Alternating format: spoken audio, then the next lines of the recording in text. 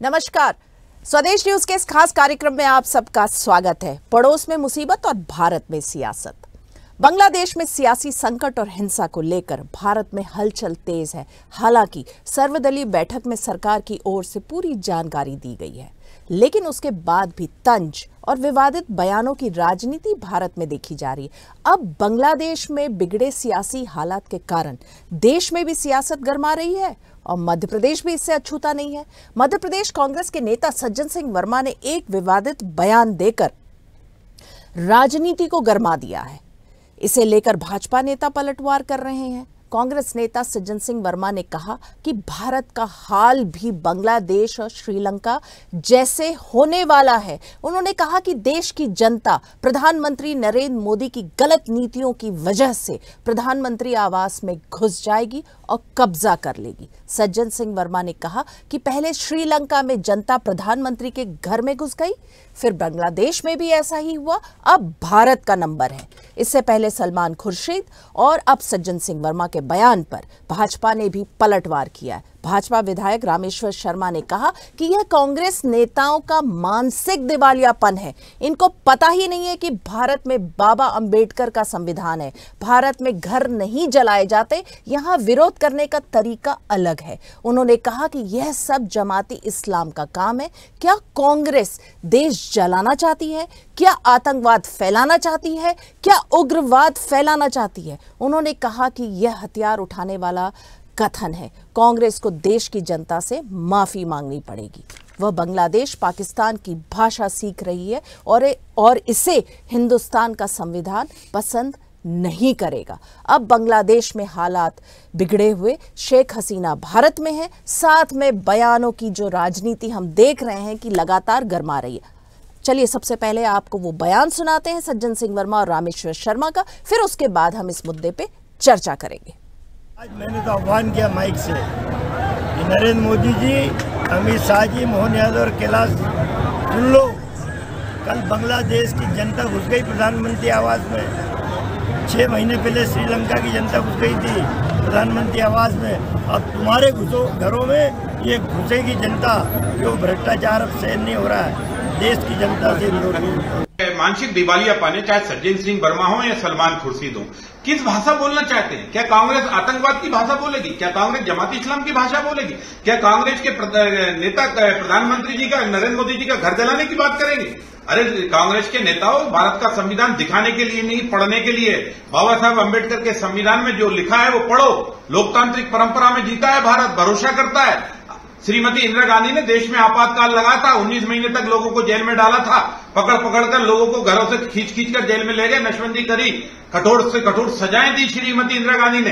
तो भी किसी भी नेता और कार्यकर्ता ने ये नहीं कहा कि हम प्रधानमंत्री का घर जलाएंगे। हम प्रधानमंत्री, ये भारत के 140 करोड़ की आस्था, भरोसा और बाबा साहब अम्बेडकर के संविधान के द्वारा दायित्व का पद है। इसको घर जलाना, इसका मतलब कांग्रेस अब जमात इस्लाम की भाषा बोल रही है, कांग्रेस अब आतंकवाद की भाषा बोल रही है, कांग्रेस अब बांग्लादेश के आतंकवाद से प्रेरणा ले रही है, कांग्रेस क्या पाकिस्तान के आतंकवाद से प्रेरणा ले रही है? कांग्रेस किससे प्रेरणा ले रही है? अपने पूर्वजों को क्या शक्ल दिखाओगे? आजादी इसलिए मिली थी कि आप भारत के प्रधानमंत्री का घर जलाने जैसी बात करोगे। और इसलिए मैं कांग्रेस के नेता आदरणीय खड़गे जी से प्रार्थना करूंगा कि वो अपने नेताओं को लगाम दें और देश से माफी मांगे और भविष्य में लोकतांत्रिक भाषा सीखो। इस देश में किसी से किसी का मन में अगर लगता है कि हमें उनकी बात पसंद नहीं, तो प्रदर्शन नाम का चीज है। आग लगाने वाला नहीं है, घर जलाने वाला नहीं है, हथियार उठाने वाला नहीं है, लोगों की हत्या करने वाला नहीं है। क्या बांग्लादेश में लोग मारे गए, ऐसे आप हिंदुस्तान में लोगों को मारोगे? चलिए इस मुद्दे पे हम चर्चा शुरू करते हैं। मेरे साथ स्टूडियो में मेरे साथ है फिरोज सिद्दीकी, कांग्रेस के प्रवक्ता हैं। साथ में मेरे साथ जुड़ गए हैं बीजेपी के प्रवक्ता सुरेंद्र शर्मा जी। आप दोनों का बहुत बहुत स्वागत है इस चर्चा में। सबसे पहले तो फिरोज सिद्दीकी जी, आप ही के पास आऊंगी। जिस तरह का ये बयान है, कांग्रेस के नेता इस तरह के बयान क्यों दे रहे हैं? देखिए, जो वर्तमान में देश में और साउथ एशियन सब कॉन्टिनेंट में जो माहौल हो गया है, उस माहौल के अंतर्गत लोग बयान दे रहे हैं। अगर रामेश्वर से ये सज्जन सिंह वर्मा जी ने कहा तो बात तो सही की है कि आपने 19,000 बच्चों का पटवारी भर्ती में भविष्य चौपट कर दिया, फिर नीट में घोटाला निकले आया, फिर व्यापम में घोटाला निकले आया, और देश में जितने बड़े बड़े आंदोलन हो रहे हैं उन आंदोलनों में और न्याय नहीं मिल रहा है। अभी रामेश्वर शर्मा जी की बात बहुत अच्छी लगी हमें कि ये 240 पे आके इन्होंने घुटने टेक दिए कि अब मान लिया कि बाबा साहब अम्बेडकर का संविधान चलेगा। तो बधाई हो उनको कि कम से कम उनको समझ आ गई भारतीय जनता पार्टी को कि बाबा साहब अम्बेडकर का संविधान और तिरंगा ही इस देश में चलेगा। जो हालात हैं आर्थिक स्थितियों के, श्रीलंका में क्या हुआ? श्रीलंका में ये हुआ कि उनके पास फॉरेन करेंसी ख़त्म हो गई और उन्होंने जो है खाद जो था वो इंपोर्ट करना बंद कर दिया, आयात करना। भारत में क्या हो रहा है? डीएपी अभी आयात नहीं हुई, आप कहीं पता कर लीजिए, आपको डीएपी नहीं मिलेगी क्योंकि हमारे पास फॉरेन करेंसी नहीं है। प्रोडक्शन गिर गया उसकी वजह से और महंगाई जो थी आसमान छू गई। यही भारत में होने वाला है अभी कुछ दिन के अंदर में, आप देख लीजिएगा।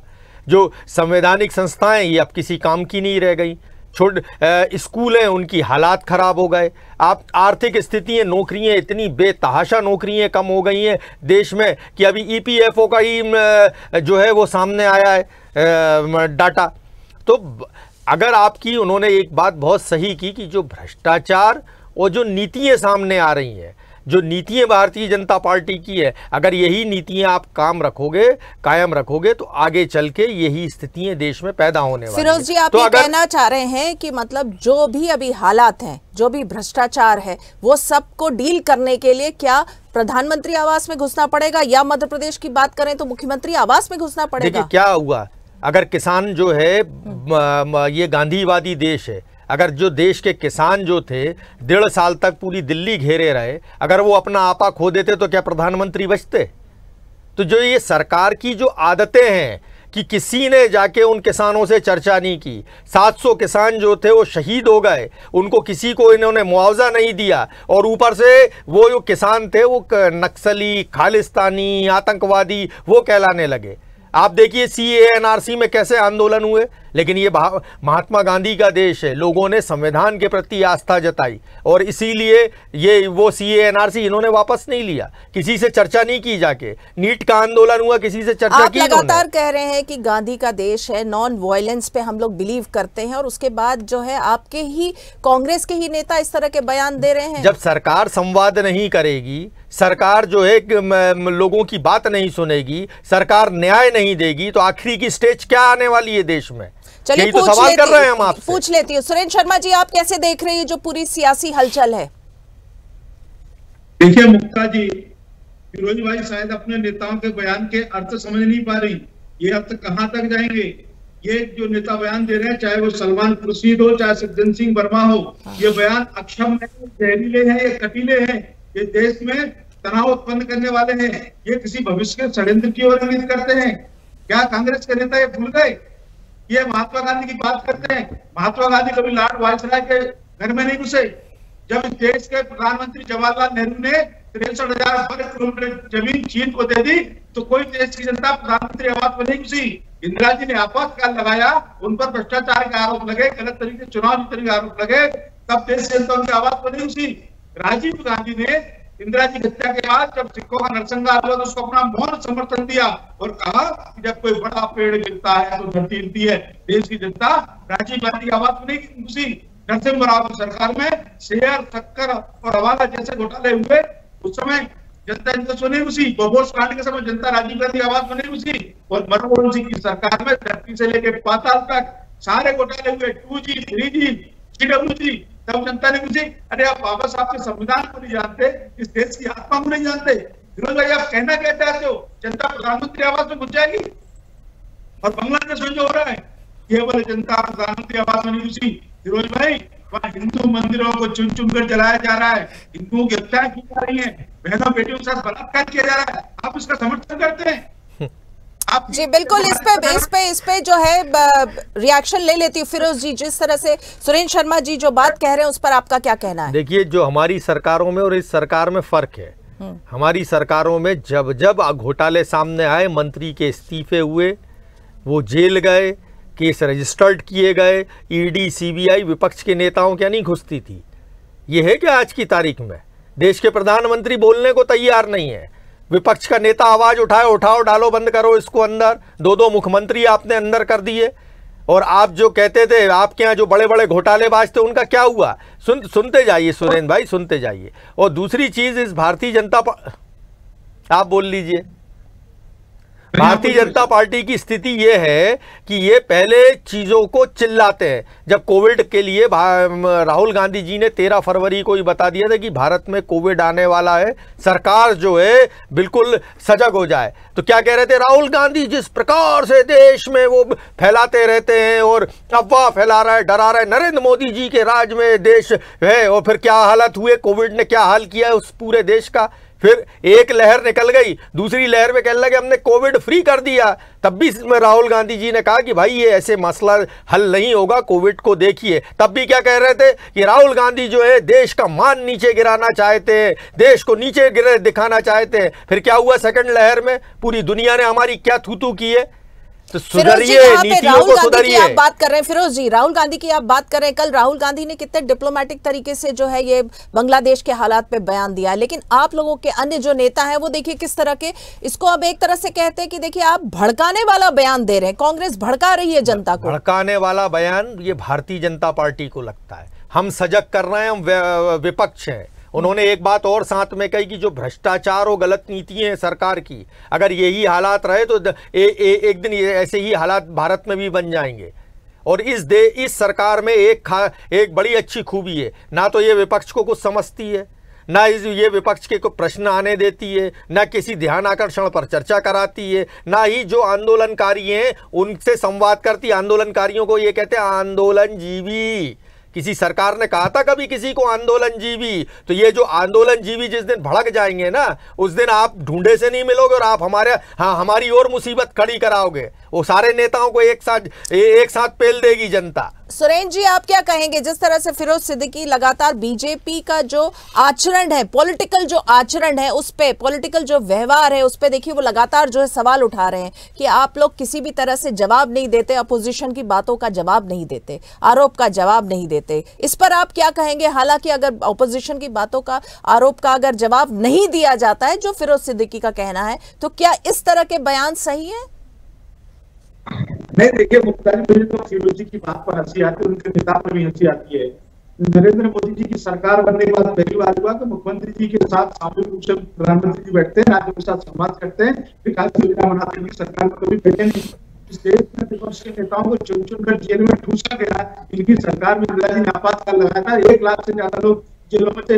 अटल जी जेल में थे, आडवाणी जेल में थे, मधुमेह जेल में थे, जॉर्ज फर्नांडिस जेल में थे। तब इनकी संवाद की प्रक्रिया कहाँ गई थी? इस देश में साधु संत गोरक्षा की दिल्ली पे प्रदर्शन करते उनकी सरकार ने गोलियां चलाई थी।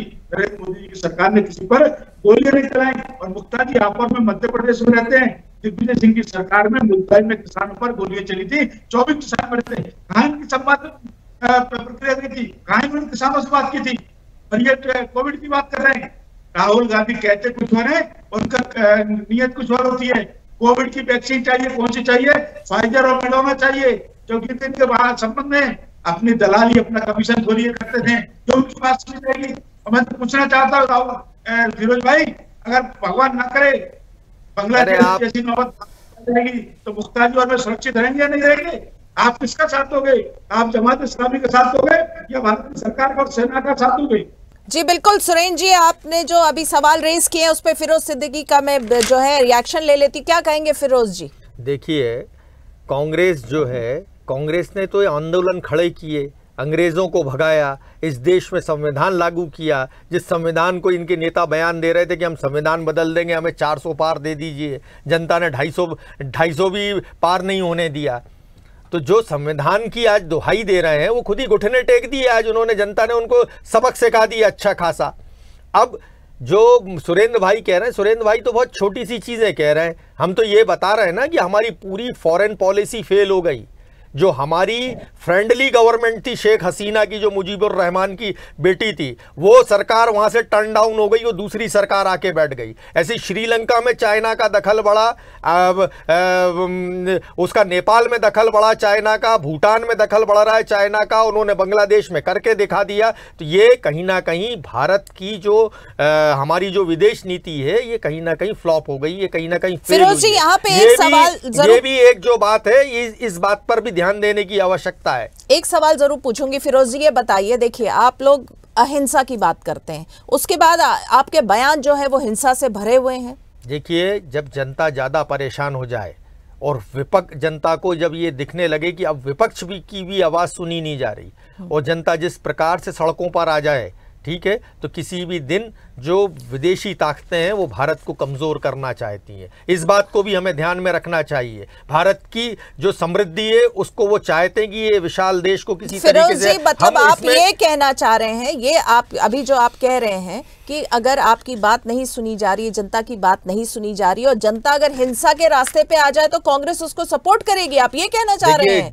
कांग्रेस तो हमेशा यही बात कह रही है कि हम आज भी सरकार को यही चेता रहे हैं कि वो नौबत मत लाइए कि जनता जो है लोकतंत्र जो है मुसीबत में पड़ जाए। लोकतांत्रिक मूल्यों का ध्यान रखिए, नीतियों का ध्यान रखिए, जनता की बात सुनिए। ये किसी भी देश के इतिहास में एक काला धब्बा है कि 700 किसान जो है आंदोलन करते दुनिया से चले जाएं और सरकार उनसे संवाद ना कर पाए, उनकी मांगे ना मान पाए। तो इन बातों का ध्यान दीजिए। सुरेंद्र जी, आप क्या कहेंगे? क्या बीजेपी, क्या भाजपा की सरकार जनता की बात नहीं सुन रही है?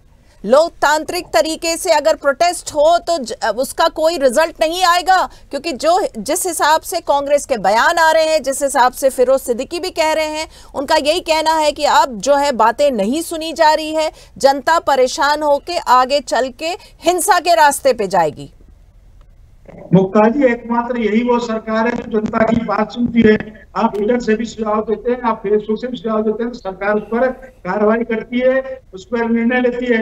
मैं तो फिरोज भाई से नया सवाल आपके चैनल के माध्यम से पूछना चाहता हूँ। बांग्लादेश का जो प्रधानमंत्री बनने वाला है मोहम्मद यूनिस, जिसको सेना प्रधानमंत्री बना रही है, वह वहां पर श्रमिक फंड घोटाले का आरोपी है, वामपंथी नेता है। कुछ साल पहले राहुल गांधी ने उसको मुस्कुराता हुआ इंटरव्यू दिया था। राहुल गांधी को उसके संबंध क्या है? इस जो घटनाक्रम हुआ है, राहुल गांधी का उसको समर्थन है या विरोध है? क्या वो मोहम्मद यूनिस को प्रधानमंत्री बनाने का समर्थन करते हैं या विरोध करते हैं? कांग्रेस का मोहम्मद यूनिस के बारे में क्या मत है? क्या जो वहां श्रमिक घोटाले का आरोपी है उसको वहां का प्रधानमंत्री बनना चाहिए, नहीं बनना चाहिए? फिरोज भाई के इस बारे में मत क्या है? आपके चैनल के माध्यम से देश और प्रदेश की जनता को बताएं। जी बिल्कुल, आपका सवाल जो है वो उस पे वो जवाब दे देंगे। मुझे तो हंसी आती भारतीय जनता पार्टी की अकल पे।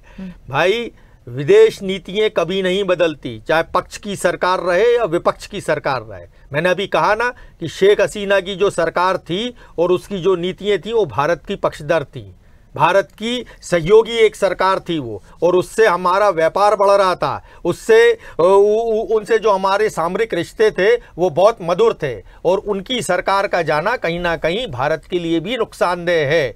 आप मोहम्मद यूनुस पे आ गए, जैसे राहुल गांधी जी के व्यक्तिगत संबंध हो मोहम्मद यूनुस से। अरे ये तो पक्ष और विपक्ष के सभी पार्टियों के नेता जो होते हैं, अब राहुल गांधी जी भी विदेश जाते हैं, या इससे पहले अटल जी थे, सुषमा स्वराज जी थी, जब हमारी सरकार होती थी तो वो विदेश जाती थी। तो अगर उन्होंने बिल क्लिंटन से बात कर ली तो हम ये मान लेंगे कि बिल क्लिंटन से सुषमा स्वराज जी के और भारतीय जनता पार्टी के घनिष्ठ संबंध है। ये कोई विदेश नीतियों पे बात करने का टॉपिक है क्या? ये तो अब सभी देशों के नेता पक्ष विपक्ष के आते हैं, मिलते हैं, जुलते हैं, वो उनकी आंतरिक मामले हैं, लेकिन हमें ये देखना है कि हमारा हित कायम है भारत का, और इस मामले में हमें जो है बिल्कुल स्वार्थी होना चाहिए हमारे हितों के लिए, कि हमारा जिसमें हित है हम वही बात करेंगे। आप स्वार्थी होने की बात कर रहे हैं, तो कांग्रेस आपको नहीं लगता यहाँ पे कुछ ज्यादा ही स्वार्थी हो रही है जब हिंसा को सपोर्ट कर रही है? तो देखिए, हिंसा को जनता को उकसा रही है, इस बयान से तो जनता को आप उकसा रहे हैं। देखिए, भारतीय जनता पार्टी की आदत है कि जब उसको सवालों से बचना होता है तो वो तो राष्ट्रवाद के मुद्दे पे जाते हैं, तो कभी धर्म के पीछे छुपते हैं, तो कभी प्रभु श्री राम के पीछे छुपते हैं। हमारा कहना स्पष्ट एक लाइन है कि नीतियों में परिवर्तन करिए, समग्र लोकतंत्र है तो समग्रता से सबकी बात सुनिए। और इस देश में विपक्ष जो है, पक्ष और विपक्ष दोनों मिला के सरकार होता है। विपक्ष की बात सुनिए और विपक्ष जहां जहां सरकार को चेताए जनहित के मुद्दों पे सरकार को वहां करेक्टिव मेजर्स उठाना चाहिए, वरना ये आपने मेरे सवाल का जवाब नहीं दिया कि कांग्रेस क्या जो ये सही है कांग्रेस का स्वार्थी होना कि जनता को हम इस तरह के उकसाने वाले बयान जनता के पास जाए? हम उकसा नहीं रहे हैं, हम सरकार को आईना दिखा रहे हैं कि आप हमारे बगल के दो देशों में ऐसे हालात पैदा हो गए, हमको भी सचेत रहने की आवश्यकता है आज की तारीख में। और वो सरकार को ये बेहतर ये होगा कि वो राष्ट्रवाद के पीछे जाए, यहाँ जाए, सरकार मनन करे। उसकी विदेश नीति फेल हुई है, जयशंकर फेल हो गए, ये बात सत्य है, ये बात सामने निकली। चाइना के मामले में भी हमारी विदेश नीति फेल हुई है। तो आप विदेश नीति के मामले में बहस नहीं की जाती, देखा जाता है कि कहाँ गलती हुई है और उसको सुधारा जाता है। वो पक्ष विपक्ष का मुद्दा नहीं होता है। विदेश नीति में पक्ष भी वही होता है, विपक्ष भी वही होता है। चलिए आखिरी कमेंट ले लेती हूँ। सुरेंद्र शर्मा जी क्या कहेंगे कि जिस तरह से फिरोज जी का कहना है कि थोड़ा सा स्वार्थी होना पड़ता है, तो क्या विपक्ष को इतना स्वार्थी होना चाहिए कि इस तरह के उकसाने वाले बयान आने चाहिए? मैंने कहा विदेश नीति के मामले में भारत को स्वार्थी रहना चाहिए। जो हमारे हित की बात है वो ही बात की जानी चाहिए। मैंने वो विदेश नीति के संबंध में कहा है। जहाँ तक सज्जन भैया का बयान का सवाल है तो ये स्पष्ट बात मैं स्पष्ट किए दे रहा हूँ कि सरकार को हम चेता रहे हैं कि दो देशों में ये स्थितियां पैदा हुई है। हमको हमारी नीतियों को बदलना चाहिए। हमारी प्रभाव पड़ेगा तो पड़ेगा, बिल्कुल सही बात है। नीतियों में परिवर्तन सरकार को करना चाहिए। जनता कहीं भी आंदोलन करे, नीट का आंदोलन हुआ, आपने दे पिटाई की लड़कों की, बच्चों की, उनके ऊपर वाटर कैनन चढ़ा है कि कोई सरकार का नुमाइंदा मिलने नहीं आया। पटवारी क्या हुआ तो आपने उठा के फेंक दिया, आपने उठा के बाहर फेंक दिया। जो बिटिया आज इतना उसने ओलंपिक में भारत का नाम रोशन किया। तो ये जो स्थितियां सरकार की हैं इनमें परिवर्तन होना चाहिए और इस बात पे कांग्रेस अड़े गए। जी सुरेंद्र शर्मा जी लास्ट कमेंट आपका क्योंकि समय कम है। देखिए गुप्ता जी, इन्होंने सज्जन जी का नाम लिया। मध्य प्रदेश में किसान आंदोलन हुआ था जिसमें हिंसा हुई थी, उस हिंसा पर भी 27 हुई सज्जन वर्मा की होती। कांग्रेस हमेशा अराजकता का साथ देती है। आपने विदेश नीति की बात कही तो जरा अपनी प्रवक्ता रागिनी नायक को यह भी समझा दीजिए कि जैसे ही वहां बांग्लादेश में तख्ता पलट हुआ, उन्होंने प्रधानमंत्री नरेंद्र मोदी जी के साथ शेख हसीना का एक फोटो डालते हुए कमेंट्स किया, लेकिन वो ये भूल गई कि कांग्रेस के प्रवक्ता अपने कर्मों से अपनी पार्टी की जगह सही कराती है। शेख हसीना के संबंध नरेंद्र मोदी से नहीं थे, वो भारत की सरकार से थे। और जब लोगों ने सोनिया जी के साथ, प्रियंका जी के साथ शेख हसीना के फोटो डालना शुरू कर दिए तो कांग्रेस के प्रवक्ताओं को अपने कदम वापस लेना पड़े। इसलिए विदेश नीति का सम्मान करिए, सरकार का विरोध। बिल्कुल विदेश नीति का सम्मान होना चाहिए। इस तरह के भड़काने वाले बयान आने से थोड़ा सा जो है नेताओं को, राजनेताओं को, मुझे ऐसा लगता है कि थोड़ा सा सोच समझ के बयान आने चाहिए, क्योंकि देखिए ये समय और हालात ऐसे हैं कि जनता पर भी इसका प्रभाव पड़ता है। आप दोनों का बहुत बहुत शुक्रिया। फिरोज जी आपका शुक्रिया, सुरेंद्र शर्मा जी आपका शुक्रिया, आपने इस चर्चा में आपने हिस्सा लिया। तो हमने देखा कि किस तरह से बांग्लादेश में जिस तरह से सियासत गर्मा गई है उसका जो प्रभाव है भारत में भी देखने को मिल रहा है। भारत में तो देखने को मिल रहा है, उसके साथ साथ मध्य प्रदेश की राजनीति में भी उबाल आ रहा है। कांग्रेस के जो नेता हैं वो वॉर्न कर रहे हैं और उससे कितना प्रभाव जनता पे पड़ेगा ये हमें देखना होगा। तो आप बने रहिए स्वदेश न्यूज के साथ, सबसे पहले देश।